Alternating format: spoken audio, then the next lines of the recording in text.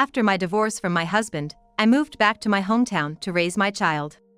Out of the blue, I received a message from Christine after 3 years of no contact. She said she came back to town and had given birth. Guess what? I had a baby. I'm expecting a gift from you. Are you still a single mom, Renee? That's too bad. I'm living a happy life with Michael, just so you know. It seems like Christine just wanted to boast about her happy life to me.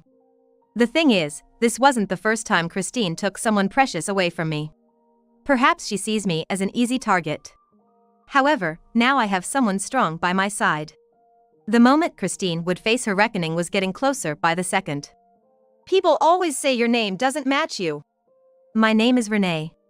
Because of my plain appearance and reserved personality, I've always been teased that my name is too fancy for me. On the other hand, Christine was the friend everyone boasted about.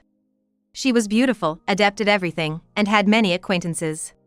Even though we were total opposites, she was friendly to me. We first met in the drama club during high school.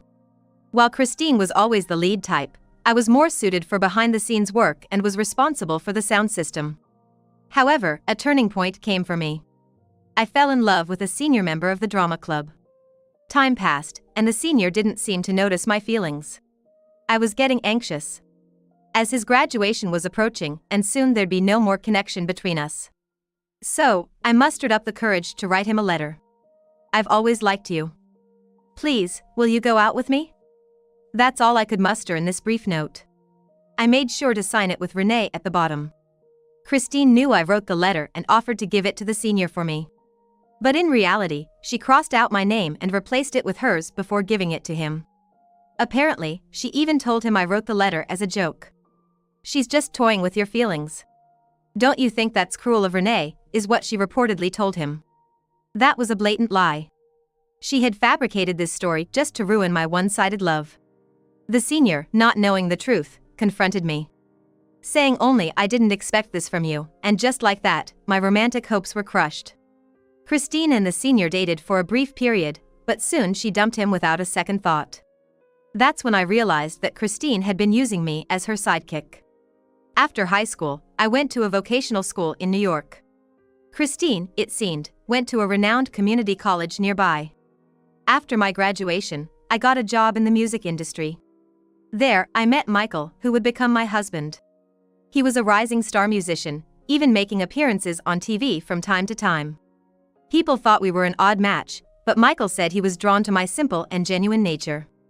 We decided to have a wedding.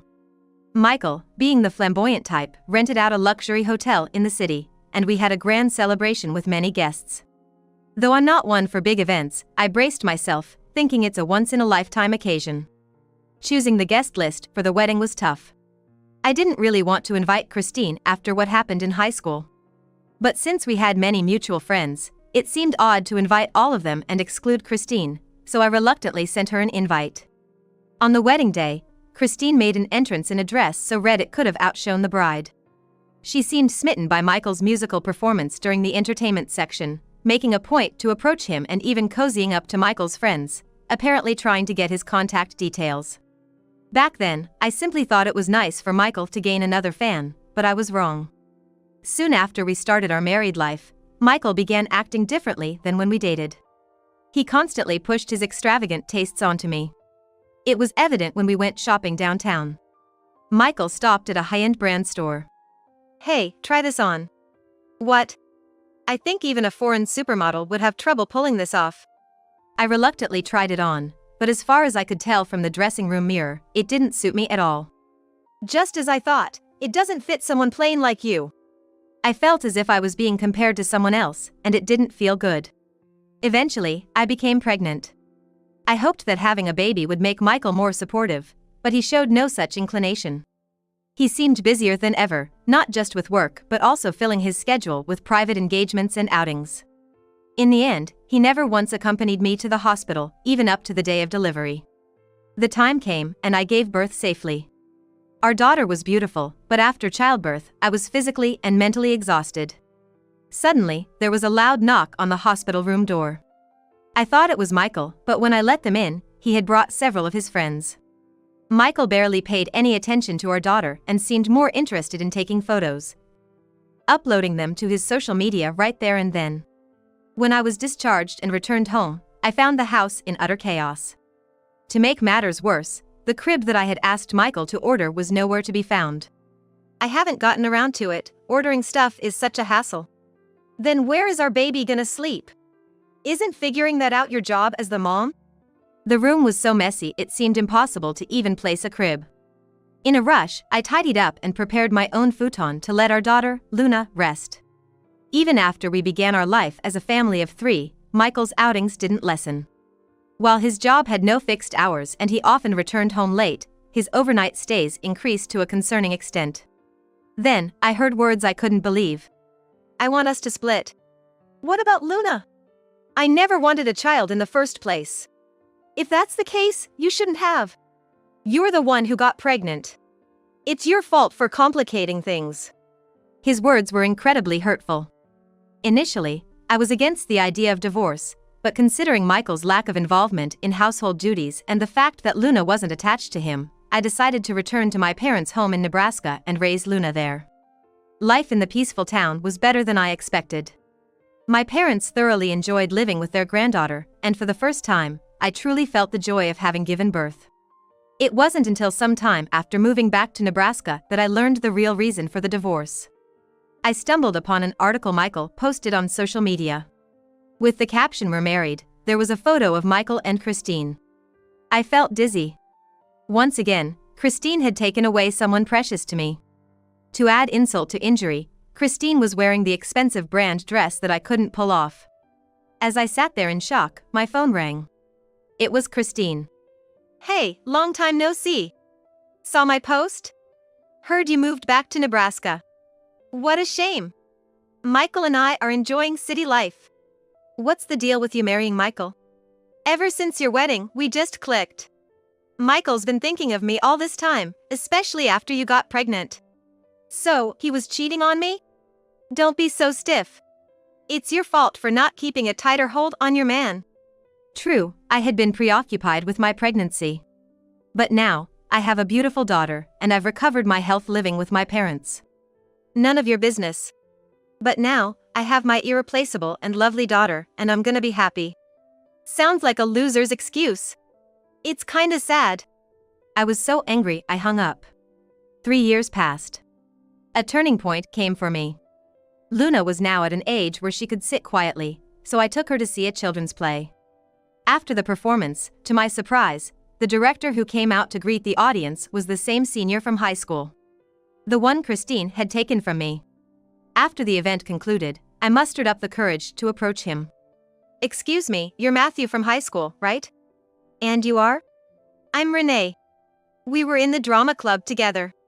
Actually, there was a misunderstanding back then that I'd like to clear up. Would you like to join me for coffee later to discuss it?" Matthew looked puzzled but eventually agreed. At the coffee shop, I had Luna on my lap and explained the past misunderstanding to him. "I see. I always found it odd when Christine broke up with me soon after. I had no idea you felt that way about me." I felt relieved that the misunderstanding was cleared up. "Is this your little girl?" "Yes, she's 3. She seemed to enjoy the play today. She's cute and well-behaved. How about having her join our children's theater group? Do you think she could handle it? I believe she's got the potential, being your daughter." I was skeptical, but I'd been thinking about exposing Luna to more experiences, so I decided to let her attend the theater group as an extracurricular. In no time, Luna became a key member of the group. Meanwhile, I received a marriage proposal from Matthew. "I'd like to support not only our work in the theater but also our life together. I'm confident I can get along well with Luna." My parents warmly blessed our union. I happily accepted his proposal, and the 3 of us began our new life together. Then, once again, the phone rang. It was Christine. "Hello? What do you want?" "I'm back in town. I had a baby. I'm expecting a gift." After twice taking away the people dear to me, she had the nerve to say that. "Aren't you still a single mom, Renee? Poor thing. Michael and I are living a happy life together. Did you call just to brag?" "Well, obviously I want a gift. Also, I thought it'd be nice to let you see Michael. He's quite the star now. I'll let you see him once. Disgusted by her selfish talk, I was about to hang up, but Matthew seemed interested in what she was saying. I muted the call and briefly explained the situation to him. Why not? It's a celebration, let's go congratulate them. I also have something to say to Christine. Resuming the call, I told Christine we'd come to celebrate. The day we visited Christine's home arrived. I dressed up as much as possible, intricately braided Luna's hair, and ensured we looked impeccable. Matthew was supposed to come with us, but a sudden job came up, making him late. Nevertheless, we headed to Christine's house with a large group. Actually, when I told my parents we were visiting Michael's place, the word spread among the relatives who were eager to see the now famous musician. Christine, always wanting to be the center of attention, readily agreed. Having this large group with me gave me confidence since I wasn't looking forward to facing the couple alone. Christine's house was located in a modest part of our hometown. A place I knew she wasn't particularly fond of. We're here. Michael's here too. You must be happy to see him after so long. Ignoring her sarcastic remark, I walked into the room. The relatives curiously observed Christine, wondering what kind of woman Michael had ended up with. Christine didn't seem to enjoy the attention. We were guided to the living room table and served tea. The tea was lukewarm, smelled odd, and tasted terrible. Luna took a sip and grimaced, but quickly returned to her polite demeanor. It was moments like this that made me proud of her. It must be tough being a single mom. I hope you find a good husband soon. But you know, someone more on your level. My parents tried to intervene, but I stopped them. It's the same old story, I said audibly to those around. Here's the gift. I had chosen a DVD box set of a popular children's educational show. All parents raising kids in the US would recognize this educational show. It can serve as background noise and entertain the baby once they're a bit older. Thank you for the expensive gift. It must have been a stretch given your financial situation. Perhaps it was Christine's sharp tone, but the baby began to wail loudly. Quickly, Christine played the DVD. A cute theme song began, followed by costumed characters greeting the audience. The main female character was so adorable. Soon after, smaller child characters appeared. Seeing this, Christine's eyes widened in surprise. Is that Luna modeling in this show? Yes. I'm Luna, 3 years old. Our parents, beaming with pride, boasted about their talented granddaughter. Relatives, momentarily distracted from the crying baby, began showering Luna with compliments. Luna's in a children's theater group. She's one of the top members and is pretty busy with TV gigs too. But I enjoy it, so it's all good. We're so proud of how well she's grown up. On the TV, Luna is seen folding laundry and being praised by a mascot. Behind Luna, a plethora of children's toys can be seen, and glimpses of a shining kitchen sink were also visible. That's some detailed set. A TV studio? You should be living in a house this beautiful instead of acting in one. Actually, the filming location was our very own home. Our family's rented house may be old-fashioned, but thanks to our cleanliness-loving parents, it's been thoroughly renovated and looks brand new inside. That's actually our home. What? No way, you can't possibly live in a place like this. Our parents briefly explained about the renovation. We renovated the interior with funds from our parents, and it's even got all the accessibility features, so it's quite safe. Oh, it's a decent house then. Christine's baby continued to cry loudly. She made a clicking sound with her tongue, got up, stumbled over an empty snack wrapper, and reluctantly started to soothe her baby. Being a child actor isn't something just anyone can do. Luna seems to have a real talent for it. Oh, for a single mother, you're doing pretty well. But making your child work to earn a living? Sounds tough. That's a nasty way to put it.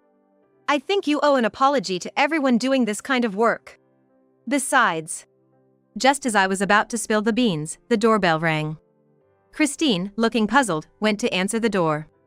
Seeing a familiar silhouette, I followed her, and sure enough, it was Matthew. Seeing him, Christine seemed to have lost her voice. She stood there for a moment, then whispered, "Matthew." I stood next to him, a bit embarrassed, and intertwined our arms. This is my husband, Matthew. It's been a while, Christine. Renee invited me, so I thought I'd drop by. Christine looked quite uncomfortable. Still, she couldn't leave him at the entrance, so she reluctantly led him to the living room. Christine, I've heard everything from Renee.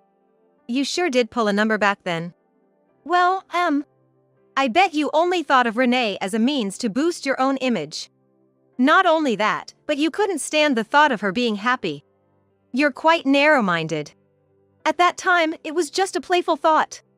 Toying with people's emotions on a whim is the lowest. I can't trust you as a person.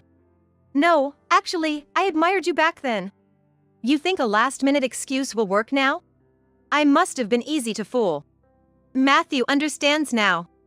We're living happily as if nothing happened. Just then, Michael emerged from the back of the room. Seeing him after such a long time, he had gained a considerable amount of weight, looking quite mismatched with Christine.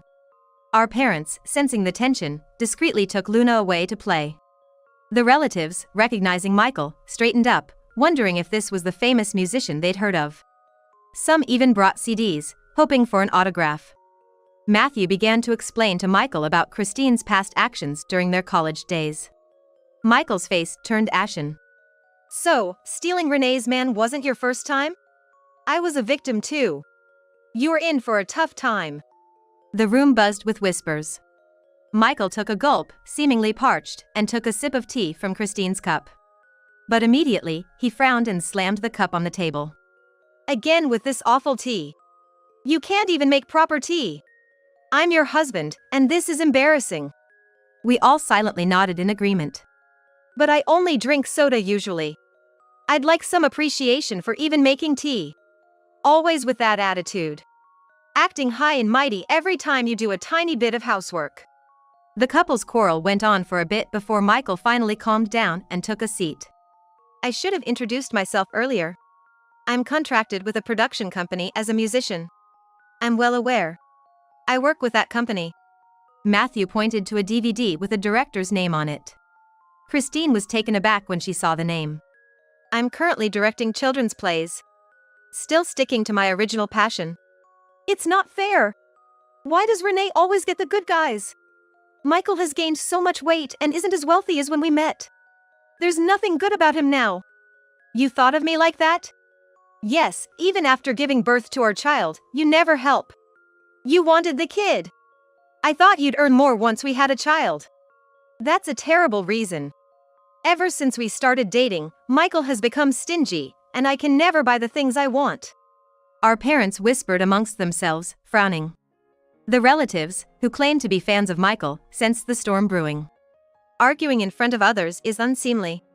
Isn't it bad for the baby's upbringing? Christine was taken aback for a moment but retorted. You're just a behind-the-scenes guy.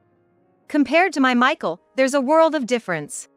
Matthew smiled and started operating his smartphone. Seeing Matthew, usually not one to use his phone in public, our parents and I stared in curiosity. Christine, have you seen the news? It's trending right now. Matthew showed his smartphone screen. The news headline read, Famous musician in debt due to wife's spending. With a shocking headline, there was an article revealing that Michael's wife, Christine, was drowning in debt behind her glamorous lifestyle. Apparently, she had been continuously borrowing money from Michael's business acquaintances. Michael had completely lost his credibility, and his contract with the production company was expected to end within the year. This news left me and everyone else present utterly stunned. What's the meaning of this? That's just fake news. You can't believe it. This was news to me too, so I intently stared at Matthew's smartphone screen. Isn't this true? Your social media is always bragging about luxuries. Where's that money coming from? Huh? I haven't been giving Christine that much allowance. Just then, my mom tried to stand up, reaching for the closet's knob. However, the closet wasn't properly closed, and she stumbled back. What startled us wasn't about my mom. We were speechless seeing the huge amount of luxury brand items spilling out from the closet. Everyone has these. It's pretty standard. But these items cost thousands of dollars each. You don't even work, there's no way you could afford them with just an allowance. Michael let out a heavy sigh. When I was married to Renee, things were better. Renee was good with money, never complained, and made our life comfortable. Christine is gorgeous, But she barely does housework and constantly orders food and hires help. I knew it was a drain on our finances. You never said that. I told you multiple times. But every time, you'd pretend not to hear and go out. And now, you've gone and embarrassed me to the point of making the news, tarnishing my career. Christine pouted dramatically. Maybe she thought her sulking looked cute, but given the circumstances, it looked rather ridiculous. Indeed, a few relatives even giggled under their breaths. I want a divorce. Renee, how about giving us another shot? You must be joking. I've got the best partner in Matthew. We were married once, I think we could make it work now. Please don't be naive. There's no way I'm getting back with someone who cheated on me during my pregnancy. But Luna is still my child. I think we could become a real family. The ever-patient Luna finally spoke up. Who's this man? I like my current dad. Luna feels the same. Too bad for you. Our parents were also nodding with big smiles. I can't believe it. Why does Renee end up being happier in the end? Maybe it's a matter of effort. I think the reason I met Matthew and Luna was because of my consistent efforts in studying sound design since college. The only thing you've bragged about is your husband, you don't have anything of your own. That's right, it's because you always relied on me. After today, I'm never seeing you again. We'll settle our divorce through lawyers. I'll also have you repay every cent you've taken. That's impossible. We have a baby. No ifs, ands, or buts. The couple's exchange escalated into a heated argument, so we left their house, leaving behind a DVD with Luna on it. Even after closing the front door, Christine's cries and Michael's shouts could still be heard. The relatives who had come along commented on how terrible the private lives of celebrities could be and dispersed. Even after visiting their home, Christine's calls never stopped. Hey, Renee. We're best friends, right? Can you lend me some money? After all this, you have the audacity to ask? I don't have a penny for you. Please, don't say that. Michael's demanding alimony, and all the people I borrowed money from are pressuring me. You're the only one I can turn to. It wasn't a far-fetched story. I told our mutual friends everything that happened at Christine's home. Everyone was shocked and decided to cut ties with her. After the news broke, Christine's social media went viral, ironically achieving its highest ever views. As the saying goes, there's no stopping the rumor mill. It seemed that the relatives who witnessed Christine's lifestyle firsthand also played a part in spreading the gossip. Being a single mother is tough. I'm juggling multiple part-time jobs just to get by. I'm living at my parents' house out of their pity, and I feel so ashamed. Isn't that your own doing? All the consequences of your past actions are catching up with you now. Don't be so cold. What about the way you treated me? Wasn't that terrible? I regret it, please forgive me. I have no obligation to forgive you. Stop contacting me. Ignoring Christine's tearful pleas, I ended the call and promptly blocked her number. I should have done this from the start. Despite feeling disgusted with my own gullibility, I felt like a weight had been lifted off my shoulders. On the other hand, our family was living happily every day. Luna was handling child actress roles at her own pace and even expressed her desire to become an actress in the future. I'm always amazed by her brightness and intelligence. Matthew is very cooperative with household chores and childcare, and values his family time despite his busy work schedule. With the support of my parents, I am enjoying the journey of raising our child. We dream of creating a play together as a family of three someday, and we plan to continue being a close-knit family.